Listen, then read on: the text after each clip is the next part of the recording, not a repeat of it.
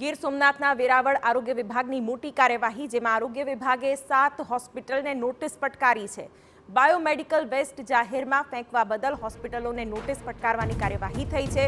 હોસ્પિટલોએ થોડા દિવસ અગાઉ બાયોમેડિકલ વેસ્ટ જાહેરમાં ફેંક્યો હતો, જેને લઈને આ કાર્યવાહી કરાઈ છે। 7 હોસ્પિટલોએ થોડા દિવસ અગાઉ બાયોમેડિકલ વેસ્ટનો જથ્થો જાહેરમાં ફેંક્યો હતો, જેને લઈને વેરાવળ આરોગ્ય વિભાગ દ્વારા Krishna hospital, DK Barad hospital, Mamta hospital, Bombay hospital, II Vaja hospital, Sanjivani hospital અને જંગી ક્લિનિકને નોટિસ પાઠવવામાં આવી છે। સંવાદદાતા યોગેશ જોશી આ વિશે વધુ વિગત આપી રહ્યા છે। જી યોગેશ। થોડા દિવસો પહેલા જ મેડિકલ વેસ્ટનો જે જથ્થો મળી આવેલો હતો, ત્યારે એક જાગૃત નાગરિકે આમની વિડીયો અને ફોટોગ્રાફી કરી અને તંત્રને જગાડ્યું હતું। ત્યારે તંત્રએ જાગી અને કાર્યવાહી કરી હતી।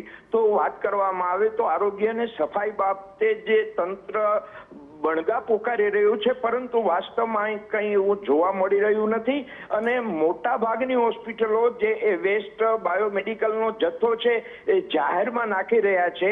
ત્યારે સ્થાનિક લોકોએ તંત્રને જગાડવાનો પ્રયાસ કર્યો છે, પરંતુ આ કાગળમાં કાર્યવાહી થઈ રહી હોય એવું સ્થાનિકો અનુભવી રહ્યા છે।